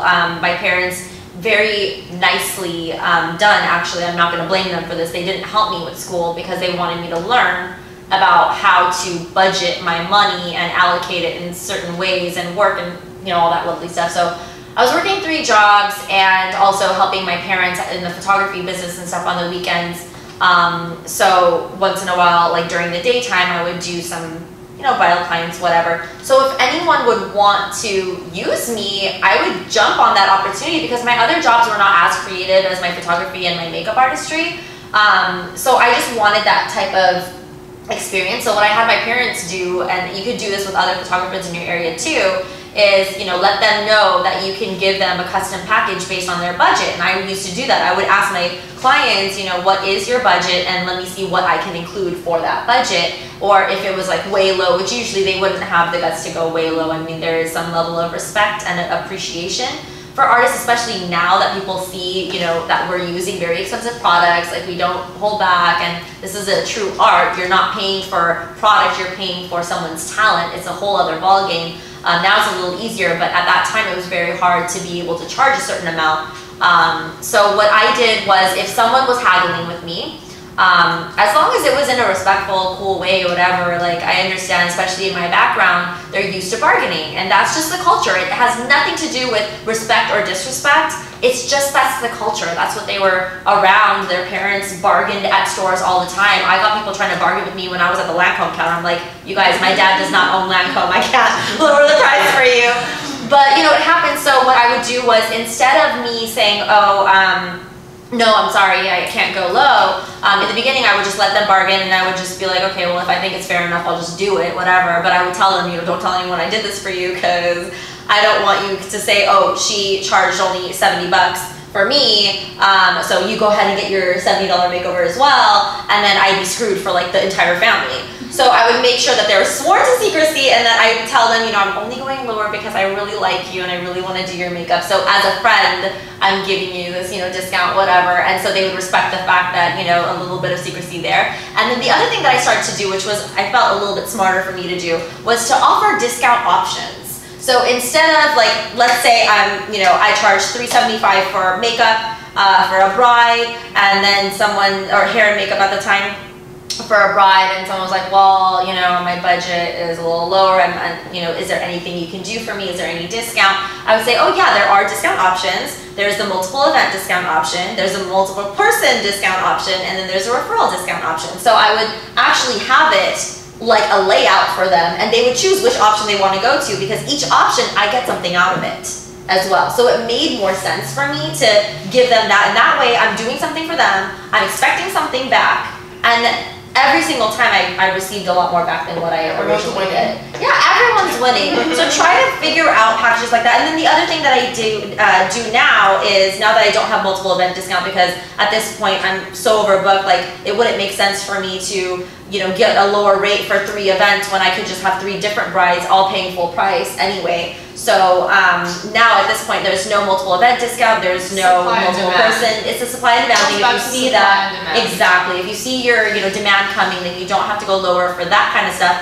But one thing that I offer now is a lower category of makeup artistry. So there's the junior bridal package, and then there's the complete bridal package. Each one comes with different things. Of course, the junior bridal requires less time, therefore less costly. The full bridal is the full shebang. Someone who wants my signature would go for the full bridal, and that's the difference. And then it's, well, actually, like almost 100% of the people go for the full. I very rarely get a junior bridal, but most of them will go for the full, and that way at least I know that I've offered both options to them, and they're the ones choosing. You know, if your client's the one choosing that higher option, they don't feel like they're gypped. They feel like they got the better option. So just give them options. Somebody one time asked me if they could do a $20 payment a month. Oh. They wanted to do monthly payments. I was like, that's really hard to track. Yeah, hard to trust. Yeah. So it was when I first started, and I just was like, well, can you pay? It was like $30. I was like, it's fine. Go ahead. Yeah, I think it definitely goes back to supply and demand. I think when you come to, if you're free, if you only have 2 clients a month, go ahead and give a discount, because you're gonna do it regardless. You get good pictures out of it. You can post get good pictures. You get good referrals from her. You get a repeat client. But when you come to a point, I think like she just mentioned right now, you know, we get booked so far in advance that it wouldn't be worth me giving a discount, because someone else will take your spot instantly. So it just depends on where you're at. If your demand is up here, your supply, you're one person. You can only do so much. So you kind of have to appreciate yourself and appreciate the talent and the value you have for yourself. Maximize your time. Yeah. Maximize your time. You know, it's kind of like what I've been doing within the past year. I cut my hours and raised my prices only because I'm going back to that work-life balance thing where I rather do 5 clients because I have so much going on rather than take 10 clients, and I will take the 5 clients who really trust me, love me, and think I'm worth it. I think I'm worth that. Absolutely. And you know, I think I'm worth that, and that's why I charge that. And you know, those people who think I'm worth it will come to me for that. And then those who think that you're not, no problem. There's many other makeup artists. I don't blame them either because not everyone is able to afford the certain dollar amount that you ask for. So you know, it kind of goes back to that. I have a question from Tammy Pacheco. More or less, do you think a pro makeup artist should be those who attend to clients rather than those who do it on themselves? And then she rephrased her question and says, what makes you a makeup artist and a true pro? This is a fine line question. I don't think it necessarily, it's not necessarily whether I do it on myself or whether I take clients, because I can be a pro makeup artist doing YouTube and doing amazing things, or I can be someone who works on clients, which is what I do. So I don't think that really matters, but I think the key to that would be experience. Your experience is what's going to make you a pro makeup artist. Yes, we certify people. I have a school, I have a 3-week course, I give certifications, but what makes them a pro? Yes, they're graduating a professional course, which means they've learned everything they possibly need to know, but can they attend to that 100%? Some might take 1 month and they got it, some are like booking right before their class is over, and some might take a year. They need some time to sharpen those skills. So when you're looking for a pro artist, their work is going to be your best bet. You look at their work and you determine whether they're a professional makeup artist or not. I think experience is key there, and there's no, like, if you have a certificate, you're a professional makeup artist. If you don't have one, you're not. If you're not working on clients, then you're not a professional. I don't think there's... it's a very blurry... It's a very blurry line, but I think experience would be definitely the #1 thing that would make you a professional makeup artist. And I can't even put years on that because it's different for everyone. I've been doing it for 13 years, but then makeup is so advanced today, the starter is already starting up here. So crazy, they're so good. Yeah, I knew nothing when I went to makeup school. I swear, I had like, my inspiration was just going for fun. Like, I didn't even know anything about makeup, so for those of you who think that, you know, you had to play with it as a child, unfortunately I wasn't one of those. I wish I had that story because I think it's so amazing. But, you know, I think what made me a great makeup artist was, again, the work ethic and being a perfectionist, trying to always make it better, just like you talked about earlier. You know, I was always trying to, my liner is gonna be perfect, my liner is gonna be perfect, so you keep doing it and do it and do it until you get it perfect, versus, you know, I don't know how to do it, so I'm just not gonna do liner, I'm just gonna blend it out. That's like one thing that I always hear from my students. So yeah, I think being a pro makeup artist is just based on experience, and you'll be able to be a judge of that depending on who you're looking for or where you are in your life. Okay, so my question is from Negress 007. She wants to know what has been your biggest obstacle as an artist. There is a lot that I can think of, but just for the sake of time, I'm just going to touch on one, just kind of because of what you kind of said. I think that my biggest struggle as an artist in this industry in LA has been kind of like breaking the barriers with people not necessarily respecting you so much as like a makeup artist because of the way that you kind of came up, which was social media. So I found myself in situations where I was on set working with these like artists that I looked up to that had been around for years, that are maybe signed to agencies and things like that, and they would literally like discredit me or not want to think that I was equal to them in the sense of like where we both were with our professionalism. So that to me has been a really big struggle. Kind of breaking down those barriers and kind of being able to kind of like not just be like a social media makeup artist, because I know that there's some people that that's what they think, but at the end of the day, like you said, we are professionals, like we do have experience. Just because that's maybe how we gain popularity and how we get a lot of our bookings doesn't necessarily mean that we didn't put in the time and the work and the effort and the energy behind our artistry and kind of mastering our crafts. So to me that has been a big struggle, just kind of being in the industry and working around all of these people that are maybe a little bit more seasoned, because that's what I like to call them, seasoned. Being a little bit more seasoned and kind of getting them to respect you for that. And I think that a way that I did that was just kind of like, you know, just letting the negativity just kind of slide off my back and, you know, just killing them with showing up to set every time they were there, so. Kill it! Kill it. I like that. Do you have another question that you want to answer? Sure. Are we all, how many more are we answering each? A couple more. Yeah, let's do 2 more. While you're looking for a question, I just want to touch on what you said, because I feel like a lot of times I would be on set and people would just be talking about how great they were, and I feel like if you just like almost kill them with silence, just don't say anything, just do your job, and then later they'll be contacting you because they'll want to work with you. You know what I mean? Like, and it's always they want to use it for something. right. And There's it's always a you're other there things. with them. Right, exactly. It's like we're in the same place, but you know, I just think anytime like you have that kind of negativity, just do your job and go home and don't even think about it, because your work's gonna speak for itself. By the way, I forgot to say who asked me that question because everyone else did, and I was like, oh god, it's BT Glamour. Thank you, BT Glamour, for asking. This is my makeup by Marisol. She just said, how do you deal with time management and dealing with multiple clients? It's all about timing. You gotta arrive early. My whole thing is if you like when you get to like your set, that's gonna determine how your whole thing's gonna go. If you arrive early, you're on time. If you're on time, you're late. If you're late, it's a mess. So I always tend to arrive early, setting up, getting everything organized, and just having everything ready to go before.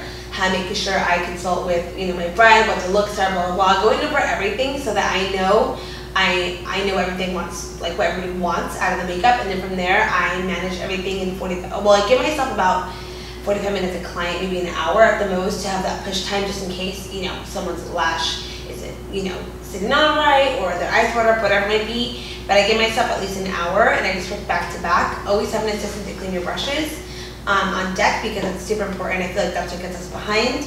And just know how to manage your time, right? Like what you have to do in a certain amount of time. That's about it. It's all about timing. Extra time. I have my students actually time themselves. If it's taking them an hour and a half, time like, did it take you an hour to do the eyes, or did it take you an hour to do the face, and work on that portion? I do for that one personal client, it will take me an hour and a half for setup, get started, do makeup, down, tear down, all that stuff takes an hour and a half. But that's why I personally love doing just groups now, because I think it makes it easier to do that. But it's all about just timing yourself. Can I add to that real quick? Yeah. A little secret that I forgot who taught this to me. When I used to do like a lot of bridal parties, and I had like big bridal parties, I would always do skin first, and I would always apply lashes on first, because I felt like with just lashes, they feel like it's a lot already. So I did very, very minimal eye. I think maybe did like one color in the crease, and then something shiny in the lid, and it was like. Because normally when their face has been done, they're like, girls, stay like this. Yeah. Or like, just wait. Just wait. Girls. So I would literally do, because I would find that like eyes would take They a already long kind of time. see it when the So face is I would done. literally just do like skin, foundation, highlight, contour, lip, I lashes. don't know, what kind of and then- clients you have? and then by then they're just like, oh, perfect. I'm like, perfect. See, my clients, like, if they come in with the picture of like Patrick Hall's makeup, I'll be like, alright, easy peasy, whatever.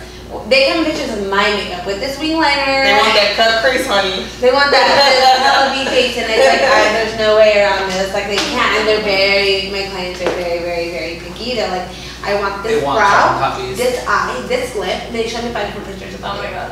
I'm just like, So funny. let's go. And then, sucks and then because sometimes it's it's not enough for them, so that's why you give yourself that hour. You're able to say, okay, 30, 45 minutes, she's done, and then I can just slightly do touch-ups, whatever. Yes, now, okay. Yeah, that conversation. Yeah. Okay, so my question, is that okay when we're done? Okay. Only because I feel like this is such a popular thing and a lot of people don't know what it is. So _.pn said, what exactly is baking? So baking is like, it's so popular now. So for me, what I do is I apply my concealer, I use a beauty blender, I dip it in my translucent powder, and I apply the powder under my eyes. I let it set for like 3 to 5 minutes, and then I brush it off with a brush, and that's baking for me. That's bacon. Bacon. The longer you leave it on, the brighter it will look. it is, yeah. And then also it helps it set a lot longer. So for someone who has really like oily skin or anything like that, when you really pack on the powder and like let it sit there, when you dust it off, there's a lot of makeup that's just soaked into the skin that's just gonna hold that makeup. So it's more like long lasting, but it's more like today used for like brightening. Right, and it prevents like, I feel like I don't crease under my eyes, you know, when you bake.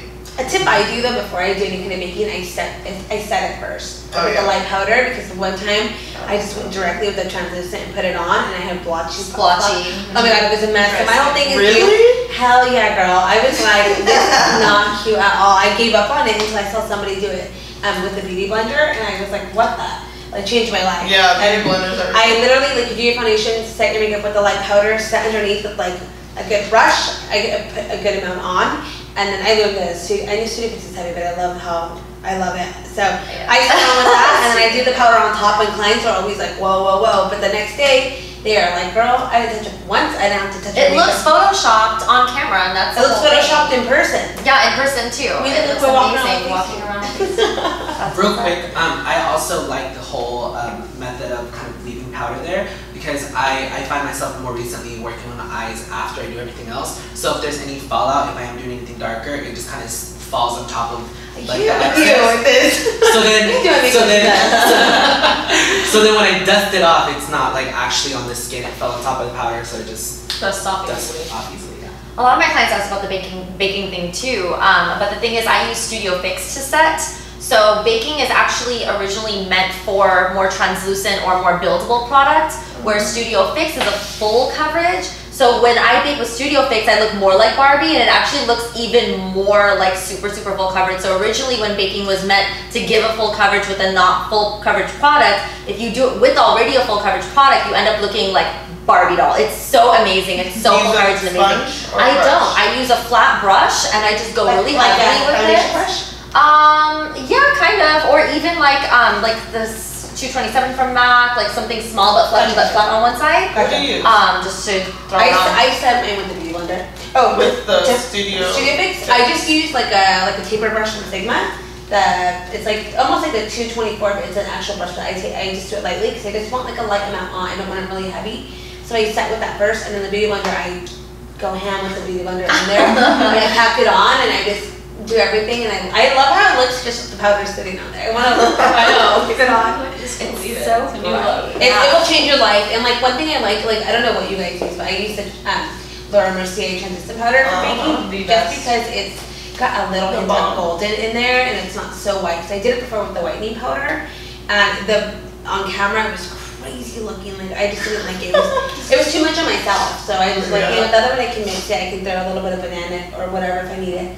Mix it. So Laura Mercier transparent powder, everyone needs that. Everybody. That's it? Okay. My turn. Okay, so Kim J. Love. Hey, Love.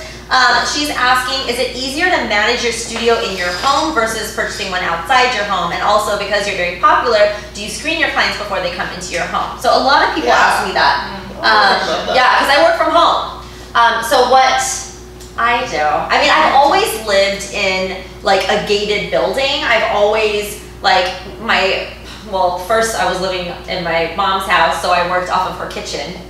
But that was different. I was only doing like people I knew at that time. I was working in retail, so my clients were people who worked with me, and that's what filled my days. But then, once I left that and I, got married and moved into an apartment, I made sure that that apartment was completely gated and that I wouldn't give the code out to anybody, so that my clients, when they would come in, first of all, you can get an idea of who your clients are based on text. I do not talk on the phone ever. Well, I can't because we're always working.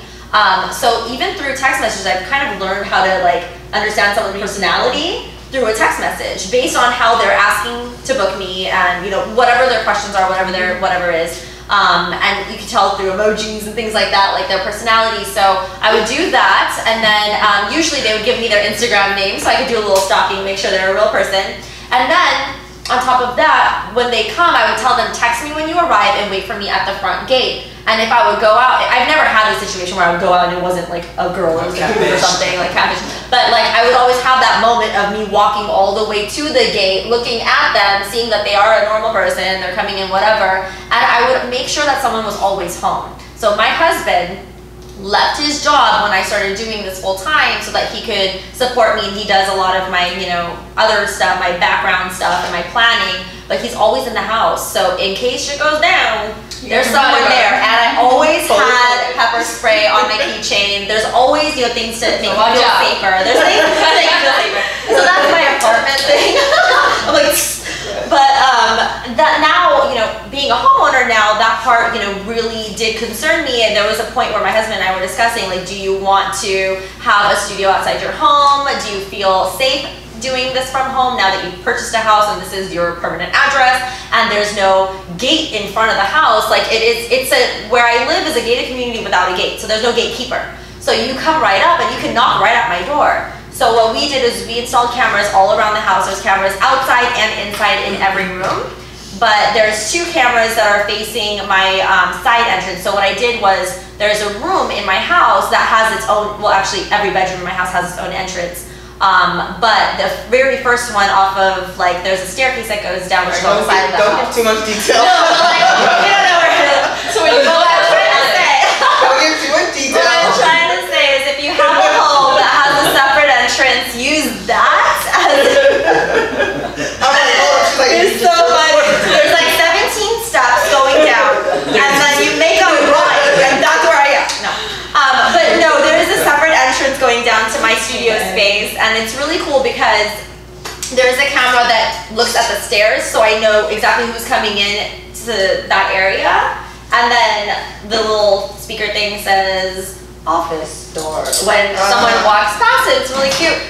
And then I have another one inside the room, so I know who's coming in, whatever, and it's always locked. So whenever my students do come, or my clients or whatever, I have them wait for me at the stairs, and then I can come out and greet them and have them come in, and it's its own, you know, area. They do not walk through the house. They have no idea what's in my house unless I'm posting about it for some reason. Or snapping about it. Or they'll take a million screenshots of a regular snap just to see my chandelier. But yeah, they don't walk through my house. It's very separated, and it's its own thing. But as far as like keeping work, and like we were talking about, keeping work life and home life separated, that part did screw me over because I work at home. So there is no separation. I'm always working, always. And when I'm not working, I'm working on contracts, I'm working on text messages and things like that. And because I'm home to begin with, I never have that separation where I'm driving away from it. I'm just always working. So my husband, thank God, like even with Lilith's Man, like we all have, you know, people who understand our lifestyle. And it's a blessing to have someone that understands, whether it's a best friend or a mother that understands or a husband that understands. You have to, you know, have someone that understands, and that's what we're doing. We're doing it for our loved ones. I'm doing it for my future children. I'm not, you know, also I am addicted to work, but, and that is a sickness, yes.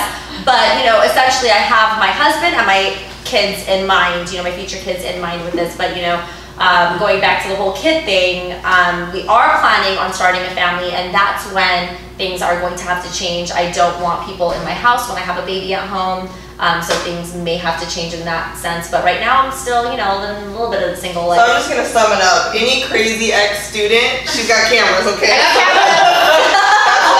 cameras. Sum it up. That's actually one of the reasons why I got my own studio, because I felt like I was just always working. Because even though you're like, I was working out of my garage, but when I went home, I was like, oh, I'm home for a minute. Right. You know, but at the same time, I didn't feel the need to dress up. I didn't feel the need to like do any makeup even. So I was like, oh my god, I can actually drive to work. Right. Like I'm gonna have to wake up earlier to get there at 6 o'clock. Your studio is so cute. I love it. I've seen the new one. I've seen pictures. It's so cute. Yeah, I've seen the new one. I've seen the old one, but it's so cute. Thank you. So y'all need a blow up. Props to you. Yeah. So props to you for doing it there. It's tough. Reina1995, do you believe makeup artistry is becoming overrated by the wrong people? I'm not sure what you mean by the wrong people, but I do feel like a lot of people think that makeup artistry is becoming overrated because there's so many people that want to get into it. But at the same time, I should also mention, because people always ask me, like, all these people that, you know, come to your course, they all want to be makeup artists, is there enough? No, because out of the 14 students that I certify every other month, I can count on my fingers within the 3 years how many actually continued and progressed and kept doing it. Because not everybody who goes to school is, just because you have a certificate doesn't mean you're so passionate about it that you're going to do this till your death. Like, I think that's written on my forehead because it's all I know and that's all I love, but not everybody feels that way. Some people may think that, you know what, it's quick, it's school, 3 weeks, we're done, we make money after. You don't just make money just because you get a certificate. You're not making money unless you book a client. So it goes back to, yes, the name of it could be overrated because everybody wants to be, claims to be is a makeup artist, but at the same time, there's very few that actually succeed because of the amount of work. Going back to work ethic, I feel like I'm such a teacher, but it goes back to work ethic because I always tell my students at that last day of class, like, don't let this be like the last of your practice time, because when you leave after 3 weeks, you need to keep practicing. You need to keep doing makeup on your friends, your family, yourself, just constantly doing it on your spare time instead of sitting and watching TV in order to actually succeed. Because yes, you will get lost in the pool of makeup artists. So you have to constantly reinvent yourself and constantly move forward and never give up in order to be a successful makeup artist. Someone asked a question, which I think you should tie it into this, because they asked, because I heard that. It goes good with this. Somebody says, do you ever beat yourself up thinking you're not good in comparison to other artists? That's something that's very similar to that's you know, again, it goes back to that security, insecurity, but at the same time, there is a lot of us, and sometimes you might feel like you said, you know, you go on set and like they kind of see you in a different light because of your different experiences, but at the same time, if you look to your right and the left constantly, you're never going to get ahead unless you look forward. So there's always going to be someone better than you. In any career in this world, there's always someone better than the next one. There's always someone prettier, there's always someone more talented. The skills and the artistry and the talent in this world is endless. And if you keep comparing, you will never succeed. But if you just keep, you know, like the horses, like shields, they just look forward and that's all they know. You just got to put those on and go forward, because if you do that, it will bring you down and it will kind of drag your energy down too. And people feel energy. People feel off of your energy. They feed off of your energy, I'm sorry. So if you feel like you're being dragged down, they're going to notice you're being dragged down unless you're constantly showing yourself up. Just to piggyback off of that and what Karen said, something that took me a long time to realize was that you're not going to be for everybody, and what that means is the people that come to you and that book you want you, whether it's because of who you are and your personality, maybe it's because of the style of makeup that you do. So just kind of touching base off of like, because I was reading questions right now too, and I'm getting a lot of like, how do you feel about with a bunch of people wanting to do this? I think that the cool thing about what we do is that there's no specific right or wrong way of doing it. And I think that as long as you develop something that's like a signature style for you, then there's no one else that's gonna be able to create that or replicate it. And so again, like it took me a minute, like you're not for everyone, and that's completely okay. And that's actually the beauty of what we do, is that we all have a signature way of doing what we do. So. Exactly. I think whether you try or not, you create a signature look. You know, when I do clients' makeup, they're like, you did so-and-so's makeup, I knew it was your work. And not because it was the cat I smoking, because that's generally like 99% of the requests. That's all I do all day. So when they ask for something different, I'm like, yes, I did something different. But you know, it could be just like smoky, it could be blue eyeshadow, it could be whatever it is. I have a touch, and people will notice that makeup. Tam has a touch that people will notice. Like we all have a touch. So when you're learning from this, pretty much all of you guys, like your styles. And then when you guys are learning from us, watching from our classes, you don't want to become the Lilith or the Tam or the Mac Daddy. You want to become the best you. So you take all that you can and build who you are, and you're gonna create that touch without you even trying. It's just something that you have in you. Yeah. You'll know it. It will happen. Yeah. Okay, this question is from Christina, and I'm really interested to hear what you guys have to say about this too, because I get this all the time. She says, do you feel that there is a difference in celebrity makeup, Instagram makeup, and editorial makeup? I've always wanted to be a celebrity artist, but now seeing the beauty of runway makeup and editorial, and also realizing how much makeup is Instagram influence. I hope this question makes sense. Okay, so I do feel like there's a difference because I do think that there's different styles and techniques that fall under every one of those categories. Do I think that just because you do a celebrity or you do work for magazines and models or Instagram that it makes you any less talented than the next person? I don't think that's true. I think that, again, like I was saying, the beauty of the world that we're in is that there is so many different avenues of styles and things that you can go into. So someone might want to tap into the bridal industry and take that by storm and make that their thing. Someone might want to tap into like celebrity makeup and make that their thing. Someone might tap into whatever it is. So I think that there is differences, and it's really good to educate yourself so that you're well-rounded artist. I think that is important. But how do you guys feel about that? I think it's definitely true. I think that there's, the colorful, like crazy stuff we do for Instagram is probably not going to be something my bride asks for. But at the same time, it's not going to be something. Sometimes, right. Sometimes they want that glitter. Yeah, and then sometimes they're like, what's bridal makeup? So I don't separate my class into bridal makeup and then runway makeup and whatnot because again, it's a style preference.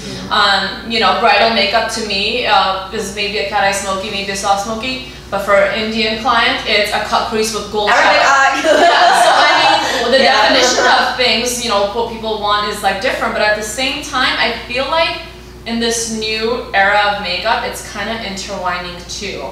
The bride wants to look like the celebrity wants to look like the magazine. Like the Instagrammer. I'm gonna be dead honest, I've had celebrity clients that have dead showing me pictures of like all of you guys. That like even like people that aren't here, like there's always references like on people's phones. Like I screenshotted this, I love like you said, like they'll say these brows will slip, so people do pull inspiration from. Yeah, you pull inspiration from it, and I feel like it's kind of mixing, but there is a generic, like, the standard. There's the characteristics of each thing, but at this point, because of Instagram, it's become this huge mesh, and people are breaking boundaries, and I love that. Like, there's no rules anymore. We can do what we want. If we think it looks good, then we're rocking it. And if you feel great. And it is about, exactly, if you feel good in it, that's what it's about. So I think we only have time at this point to answer this. Do you want to chime in on this question? Oh, no. Let's do one final question. Just like one? Oh, you have a good one? For all of us. Alright, let's all answer this one last question before we say bye. It's an easy one, but I think it's something we should answer. It's really easy. It's easy. Tips on taking good selfies.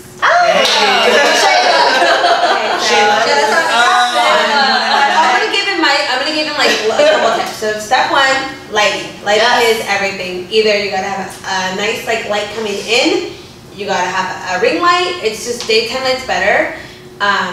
Definitely have the camera on deck. This is my Sony a50-100. It's got a little flip screen so I can take a selfie on it. I'm not gonna like that one, but still. So it's good to have a good camera because of quality. And then this is Wi-Fi, so I can send it directly to my phone, so I don't have to connect it to the computer and all that stuff. Lighting and your angles. You got to know your angles or everything.